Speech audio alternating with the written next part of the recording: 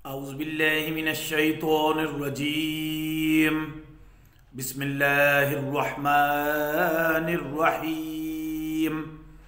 नमाज में ख़ुशू और ख़ुशू के वजूब पर अहादीस से दलाइल। मुख्तसरन गुफ्तगू। हज़रत इब्न अब्बास रज़ी अल्लाह अन्हुमा बयान करते हैं कि नबी सल्लल्लाहु अलैहि वसल्लम ने फरमाया, जिस शख्स की नमाज इसको बेहयाई और बुराई के कामों से ना मना करे वो अल्लाह से सिर्फ दूर ही होता है। और हज़रत इब्न मसऊद रज़ी अल्लाह अन्हु ने फरमाया, जिस शख्स की नमाज इसको नेकी का हुक्म ना दे और इसको बुराई से ना रोके वो अल्लाह ताला से सिर्फ दूर ही होता है। और जो शख्स बग़ैर खुशू के गफलत से नमाज पढ़ता है इसको नमाज नेकी का हुक्म नहीं देती और बुराई से नहीं रोकती। इससे मालूम हुआ कि खुशू के साथ नमाज पढ़ना वाजिब है। इमाम गज़ाली ये अहादीस ज़िक्र करते हैं, रसूलुल्लाह सल्लल्लाहु अलैहि वसल्लम ने फरमाया, कितने नमाज पढ़ने वाले ऐसे हैं जिनको नमाज पढ़ने से सवाए थकावट और दर्द के कुछ हासिल नहीं होता। इससे आपकी मुराद गाफल की नमाज है। और रसूलुल्लाह सल्लल्लाहु अलैहि वसल्लम ने फरमाया, नमाज में से बंदे का इतना ही हिस्सा है जो उसने समझ कर पढ़ा है। हज़रत अबू हुरैरा रज़ी अल्लाह अन्हु बयान करते हैं कि रसूलुल्लाह सल्लल्लाहु अलैहि वसल्लम ने फरमाया, बहुत से रोज़ादार ऐसे हैं जिसको रोज़ा रखने से सिवाय भूख और प्यास के कुछ हासिल नहीं होता, और बहुत से रात को नमाज में क़याम करने वाले ऐसे हैं जिनको क़याम से सवाए जागने के और कुछ हासिल नहीं होता।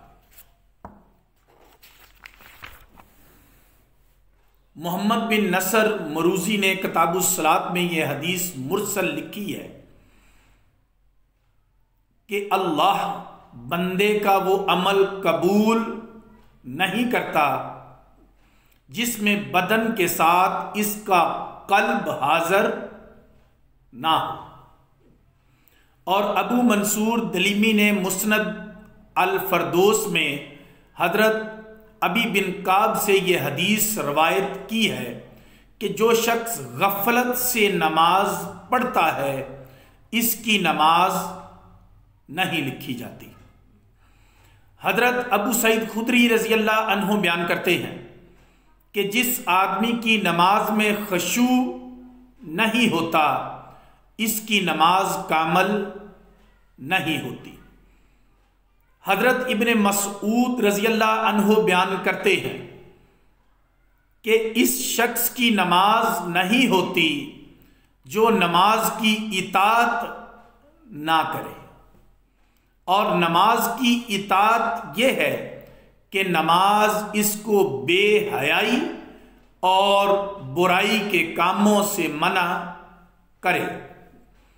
हजरत अनस बिन मालिक रज़ी अल्लाह अन्हु बयान करते हैं कि नबी सल्लल्लाहु अलैहि वसल्लम ने किबला की जानब में बलगम पड़ा हुआ देखा।